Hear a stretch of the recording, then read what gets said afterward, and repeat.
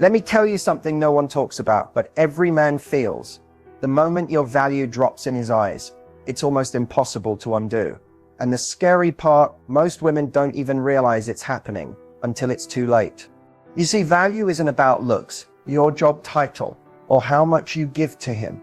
It's about the energy you bring into the relationship, the way you hold space for yourself, the way you respond instead of chase. It's the quiet confidence that says, I choose you, but I don't need you to validate me. And if that energy fades, even just a little, he feels it instinctively, subconsciously. And just like that, the dynamic shifts. He starts pulling back. You start questioning yourself. And a relationship that had potential turns into another emotional roller coaster you never asked to ride. That's why in this video, I'm exposing the 4 subtle things that kill your value in front of a man, even when your heart is in the right place. Because high value energy isn't a game or manipulation tactic. It's a mindset, a lifestyle. And once you understand what silently drains it, you can stop shrinking to fit someone else's comfort and start standing in your worth. This isn't about being hard to get. This is about being hard to forget. So if you're tired of being misunderstood, underappreciated, or always the one trying harder, stay with me. The next 30 minutes might just change how you show up in love forever. Most women have been taught that attraction is about appearance, charm, or saying the right thing at the right time. But the truth? Male attraction runs much deeper than that. At its core, it's wired into how a man perceives a woman's value, not just physically, but emotionally, energetically, and psychologically. Here's what most people miss. Men are drawn to women who make them feel something powerful, but also safe. That doesn't mean you're supposed to become his therapist, his mother, or his emotional pillow. It means you become a mirror, reflecting back a version of him that he's proud to be in front of. Confident, protective, inspired. And the only type of woman who can do that consistently is the one who knows exactly who she is. Masculine energy is wired to pursue, to earn, to conquer, but not just anything.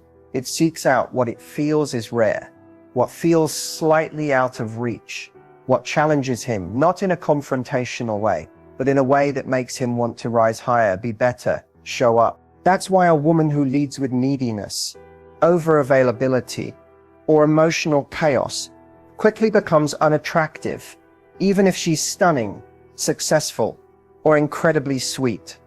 Because the moment a man feels like he doesn't have to work for your presence, a part of his primitive wiring checks out. Not because he's ungrateful or cruel, but because desire is fueled by uncertainty, effort, and emotional polarity. The real magic lies in contrast. Masculine energy is forward, external, and active. Feminine energy is receptive, internal, magnetic. When a woman fully owns her feminine essence, her stillness, her mystery, her grace, it activates something in a man that logic can't explain. He just feels pulled toward her. He can't help it. And that pull is what creates long-term desire, not just temporary lust. But here's where a lot of women get it wrong.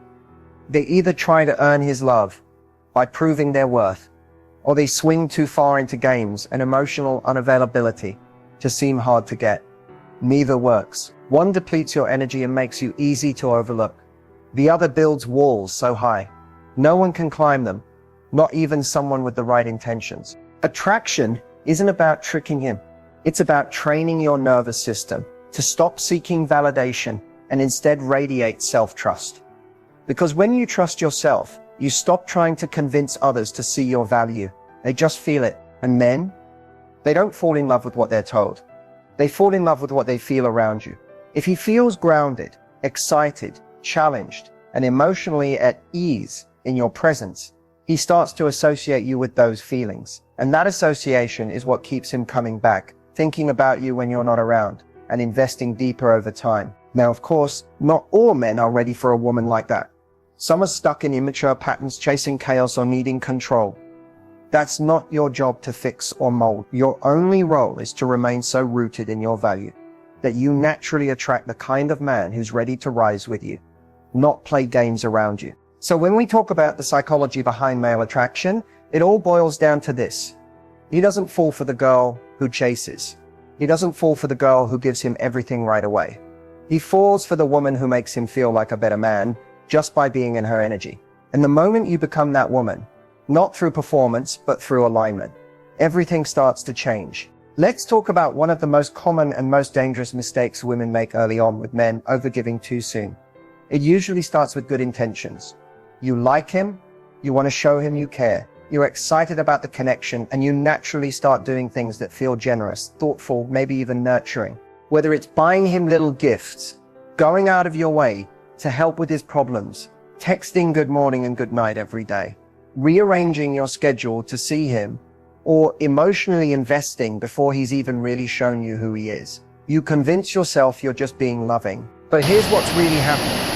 You're giving energy without seeing if he's earned it. And for a high-value woman, that's a major shift in dynamic, one that puts you in the masculine energy of pursuit and provision, while he falls into the passive role of receiving without effort. The moment that happens, attraction starts to fade. Not because you did something wrong, but because men are wired to value what they earn, not what's handed to them on a silver platter. When you overgive too soon, you're essentially saying, here's all of me, before you've even shown me what you're bringing to the table.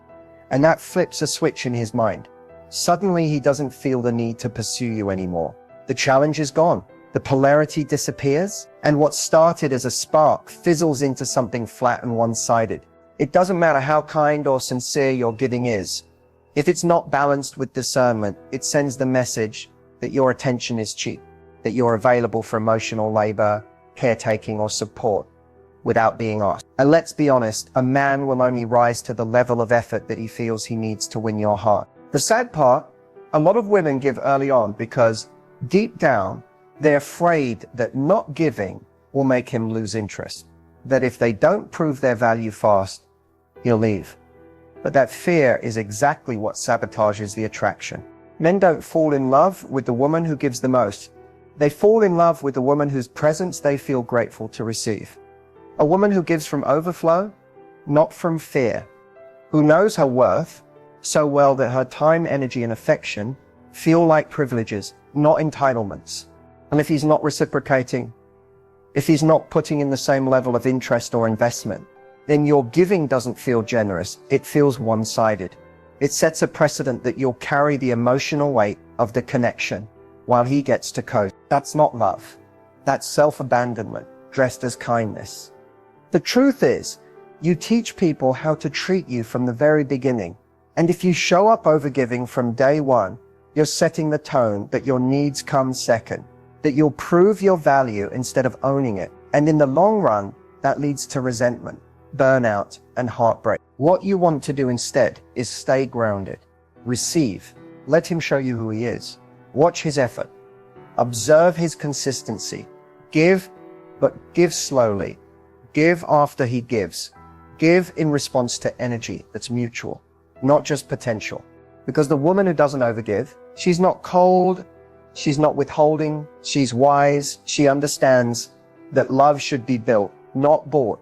And that right there is what keeps your value high and his respect even higher. Let's dive into something that silently erodes your value in the eyes of a man, something that often comes from deep emotional wounds, but shows up in subtle everyday moments, seeking constant reassurance. It might sound like this: do you still like me? Are you mad at me? Why didn't you text back right away? Do you think we're okay? Are you sure you're still interested? On the surface, these questions seem harmless. You're just trying to understand where you stand, right? But beneath that, there's often a deeper need, a desire to feel secure, to be chosen, to know that you're enough. And when that need starts driving your behavior, it shifts the entire dynamic of the relationship. Here's the problem. The more you seek reassurance, the more it signals to a man that you don't trust yourself, that you don't fully believe in your own worth. And once he senses that, something changes in the way he sees you. The magnetic, high-value energy that initially drew him in begins to fade. Why? Because constant reassurance seeking comes from a place of emotional instability, and that's not attractive, not long-term. Men are drawn to women who are emotionally grounded, who can regulate their own inner world, and who don't need external validation to feel okay. When a woman constantly asks for reassurance, it tells him, I don't feel safe within myself. I need you to constantly soothe my anxiety. I need you to keep reminding me that I'm lovable, desirable, and enough. And for most men, that's overwhelming. Not because they're heartless, but because it feels like pressure. It puts them in a parent-like role instead of a partner, and it kills polarity. Even worse, it starts to train the relationship dynamic to revolve around your fears instead of your connection. Every moment becomes about calming your insecurities instead of enjoying the relationship. And no matter how much reassurance you get, it's never enough, because the void isn't outside of you, it's within. The truth is, most of this behavior is subconscious. Maybe in the past you were ghosted, blindsided, betrayed. Maybe you were with someone emotionally unavailable, and now you fear that silence equals rejection. Maybe you've been told you were too sensitive or too much, so now you overthink every little shift in energy. But if you don't heal that within yourself, you'll carry it into every relationship, slowly pushing away the very connection you crave. Here's the shift. High-value women don't chase clarity, they embody it. They don't need to constantly ask where they stand because they know they're standing tall in their worth. If something feels off, they don't spiral into panic or perform for reassurance. They observe, they listen, they give space. And most importantly, they allow men to show up without being micromanaged or emotionally pressured. You can absolutely ask for clarity when it's appropriate. But there's a difference between a confident check-in and an insecure spiral. One comes from power, the other from fear. If you find yourself needing constant reassurance, pause and ask yourself, what am I really afraid of here? And can I hold myself through this without needing someone else to fix it? Because the moment you can self-soothe, you stop giving your power away. You stop letting anxiety drive your decisions. And that's when men start to feel drawn to you, not out of obligation, but out of admiration. In the end, it's not about being emotionless, it's about being emotionally resilient. And that quality, it's magnetic, unshakable, and unforgettable. This one's going to hit home for a lot of women, because it's something that often feels like love, but slowly turns into self-abandonment, making a man the center of your world. It usually starts out so innocently. You meet someone, you click, and suddenly there's excitement, butterflies, anticipation. You want to spend time with him, hear from him, plan things around him. That's natural. When we're falling for someone, our focus shifts. But here's the danger. When your life begins to revolve around his, you start losing the very thing that made you attractive in the first place. Your individuality, your independence, your energy. The moment a man becomes the sun and you start orbiting around him, the polarity begins to break down. Because healthy masculine men aren't looking for women who are lost in them. They're drawn to women who are rooted in themselves, who have passions, goals, routines, and joy that don't depend on his presence. When you cancel plans with friends, stop pursuing your own interests, or constantly adjust your schedule around his availability, you're sending a subtle but strong message. You matter more than I do. And while that might feel like love to you, what it actually communicates is a lack of boundaries, a lack of self-prioritization, and often a lack of self-worth. Men feel it. Even if they can't put it into words, they notice when your world starts shrinking to fit them. And ironically, instead of bringing them closer, it usually pushes them away, because you're no longer the woman they were originally drawn to. The one with her own vibrant life and magnetic energy. You've become someone who's waiting, watching, and adjusting herself around his behavior. And that's not partnership, that's emotional dependence. Here's the truth. The most attractive, unforgettable women are the ones who know that their life is already full, that a man is an addition, not a completion. They don't stop being who they are when someone new enters the picture. If anything, they become more of themselves. They stay in their routines. They continue nurturing their friendships. They chase their goals. They guard their peace. That kind of woman doesn't just capture a man's attention, she earns his respect. And without respect, love doesn't last. It's not about being distant or cold. It's about being centered. You can be warm, affectionate, and emotionally available, but you also need to be anchored in your own identity. Because when you are, you're not afraid of losing him. You're not molding yourself to fit his world. You're inviting him into yours. That energy, it's irresistible. When a man senses that your life doesn't fall apart if he doesn't call or text, when he knows that you're not waiting around for his attention, when he sees that your happiness isn't tied to his mood or validation, he starts to feel lucky to be in your life. Not pressured, not drained, just genuinely grateful. But the moment your emotions start rising and falling based on what he does, you hand over all your power. You stop being the chooser and start being the chaser. And that's the fastest way to lose your value in his eyes, even if you mean well. So here's the shift. Start showing up like the main character in your own life. Let him be a part of your story, but never the whole plot. Because a woman who knows she's already whole is the one who draws in the kind of man who respects her, values her, and wants to rise beside her, not above her. This is the mistake that can cost you your confidence, your clarity, and often your entire sense of self in a relationship. Ignoring your standards and boundaries. At first it seems small. You let something slide. You tell yourself, it's not a big deal. I don't want to seem too demanding. You compromise, accommodate, shrink a little just to keep the peace or avoid coming off as difficult. But here's what's really happening. Every time you silence that inner voice, fight every time you override what you know doesn't sit right with you, just to keep a connection going. You send a message, first to him, but more importantly to yourself. That message says, what I want doesn't matter as much. What I need is negotiable. As long as he stays, I'll adjust. And the truth is, men notice when your standards are fluid. They may not consciously register every time you compromise, but they feel the shift. The lack of boundaries makes them feel less respect, not more comfort. Because while a man might enjoy the convenience of a woman who lets everything slide, he never fully values her. You see, standards aren't about being rigid or inflexible.